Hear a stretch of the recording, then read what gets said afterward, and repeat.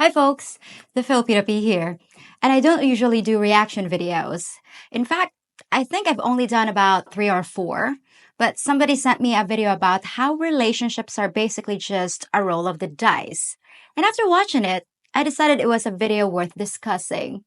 I usually do stuff related to the Philippines, but since this topic is universal, I think it's something every guy needs to consider. So let's get to it. Are relationships a bad bet?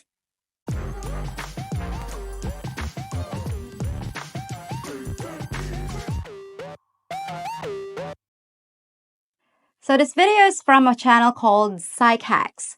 I'm not familiar with his other content, but let's get right into this one. I'm Dr. Orion Taraban, and this is Psychacks, Better Living Through Psychology. And the topic of today's short talk is women are a roll of the dice. Okay, men, this episode is for you.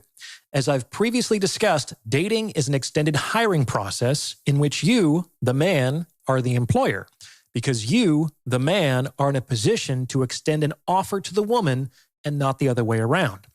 This means that dating is really an opportunity to surreptitiously vet a woman for the relationship position of your choosing. Yep, women are the gatekeepers of sex, but men are the gatekeepers of relationships. It's almost like you guys are the buyers and women are the sellers. And it's our job to convince you that what we have to offer is better than what other women have. However, for better or for worse, your capacity to do this will be compromised by the fact that you will likely be attracted to the woman you are vetting. And attraction does all kinds of things to your perception. The more you are attracted, the more distorted your perception becomes. No freaking joke. And this is something I'm always warning you guys about. But a lot of you just won't listen. I understand that attraction, which is often physical, is the first thing you're going to notice. But once you fall under a woman's spell, it's virtually impossible for you to see clearly, and you start making excuses for all the red flags. Some people might call it one-itis, and that's a pretty good term for it because you're unable to contrast her with anyone else. She's the one, and it's like your mind gets stuck in one gear, and the only thing you're worried about is locking her down as fast as you can. Bad move. This is why I generally recommend that men do not make any kind of long-term, life-changing commitments to a woman for at least 12 months. This gives the couple time to pass through the crisis of disillusionment, in which the weight of reality shatters the projected fantasy on which the attraction to this point was fundamentally based. So there is a 12-month minimum due diligence process within the overall hiring process that is courtship, in which men vet women for long-term relationships. Got it? Got it. And I couldn't agree more. That's exactly what I'm talking about. Guys that just met a woman, and in the case of Filipinas, sometimes haven't even met in person. And within a couple of weeks, they're literally making plans to sell their homes and restructure their lives, and they hardly know anything about her. Guys are way too impatient to just lay down their assets and pin all their hopes on a fantasy. If you're willing to put a ring on her finger before you even know what her breath smells like in the morning or how she acts when she doesn't get her way, then you're definitely making a bad bet. You might still end up winning, but that doesn't mean it was a smart thing to do. Slow down, take a step back, and try to see the woman you're fixated on the same way you might look at a car for sale. That might not be very romantic, but it sure is a lot less risky. That said, even if you do all this, even if you follow all this advice and you, quote, do everything right, relationships ultimately remain a roll of the dice. You absolutely don't know, and you can't know what you're going to get in the long term. A woman who is great for the first 12 months of dating might be very different 12 years down the road. In fact, the most likely outcome is that you both will be very different. Your lives will be very different. What you prioritize will be very different. And what you want within those priorities will be very different.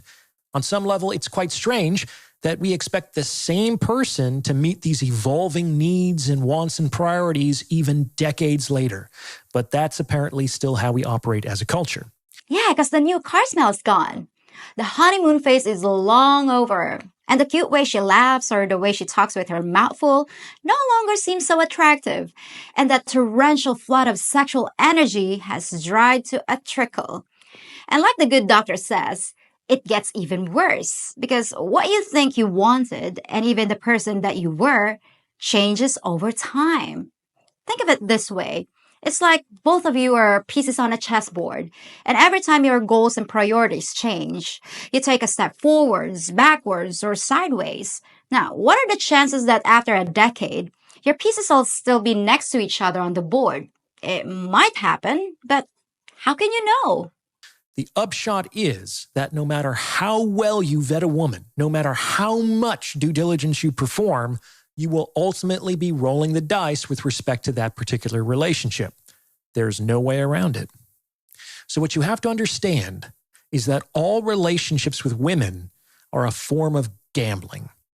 You can learn the rules and do your research, but you still have to roll the dice. And this means that on some level, you should approach women like you approach gambling. And the first unbreakable rule of gambling is that you never, ever, ever, under any circumstances, ever gamble with more than you can afford to lose. This is the fundamental rule of gambling. All professional gamblers have their kitty, the money they play with, and they have the money they need to live and support their lifestyles.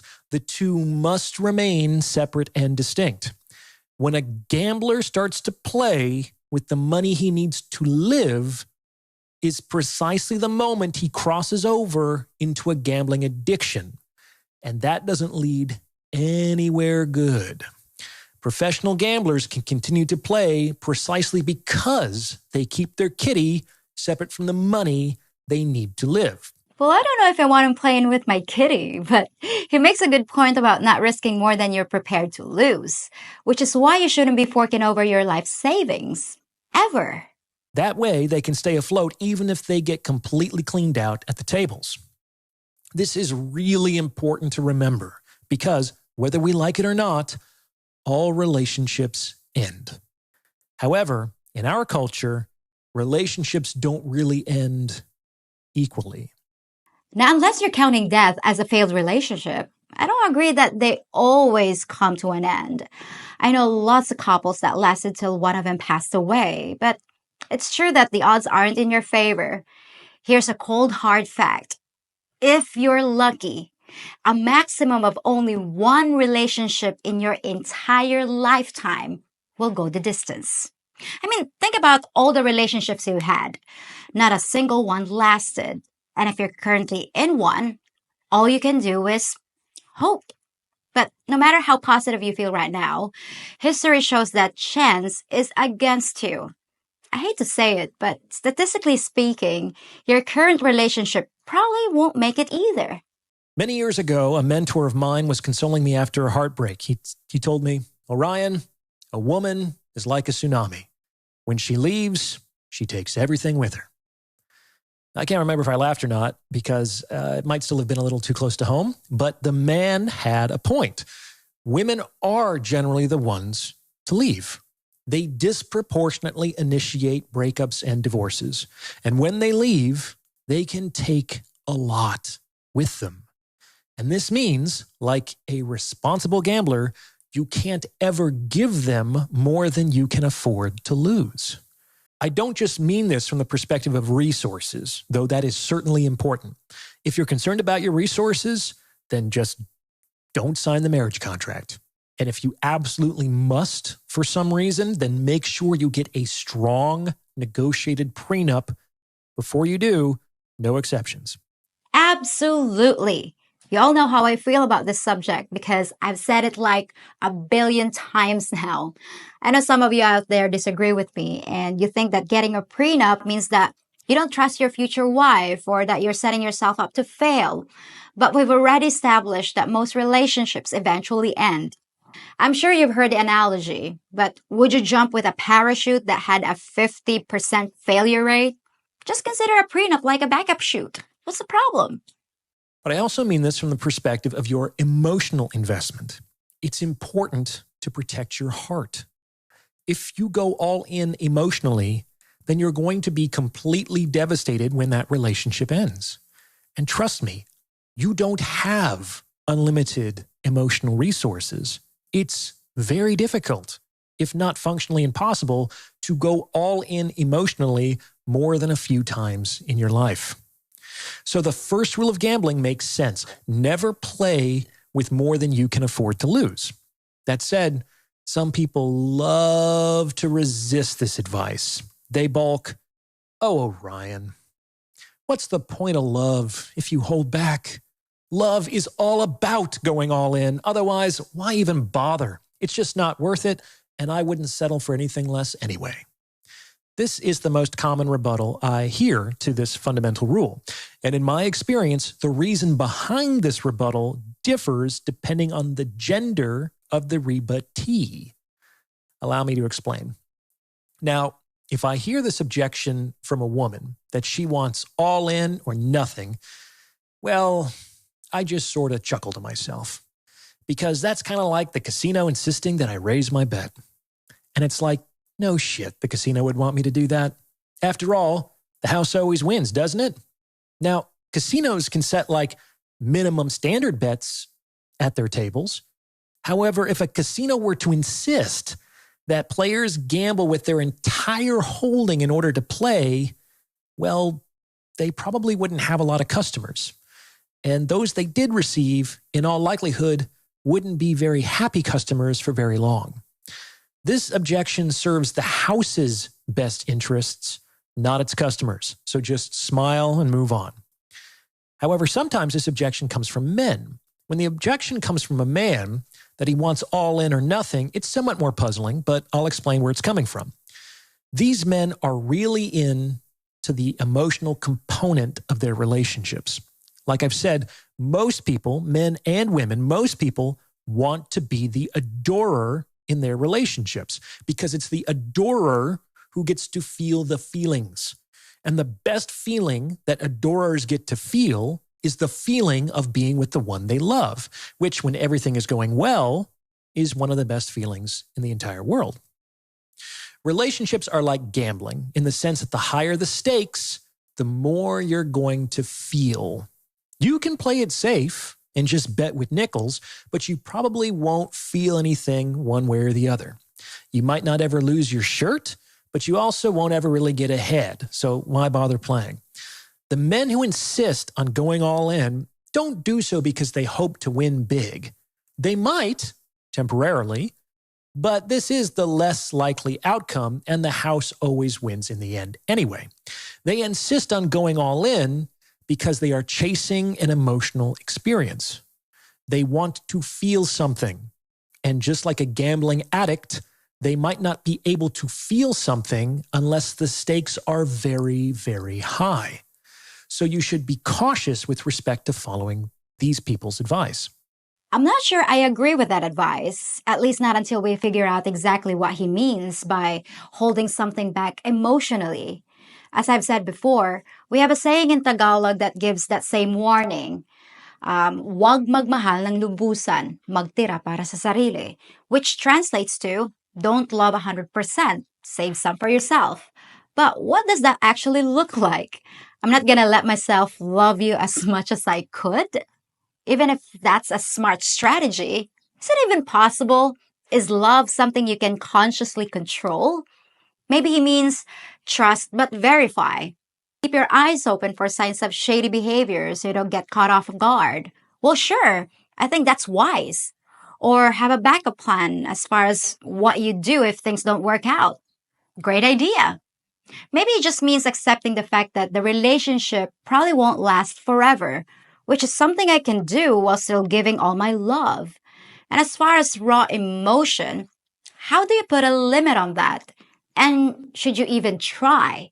He says there's a finite amount of love to give. And if that's the case, I might agree, but I'd have to see the data on that. Maybe I'm just too naive, but after having my heart broken a bunch of times and being in my mid-30s, I'm still willing to give it everything I've got. I don't think he ever explains exactly how to hold back some of your love, but I'd like to know what he meant. Maybe I give too much of myself? To summarize, since women are a form of gambling, never invest more in a woman materially or emotionally than you can afford to lose. And understand that any objections to this advice are typically in the service of the casino and not its customers. What do you think? Does this fit with your own experience? Let me know in the comments below. As always, I appreciate your support and thank you for listening.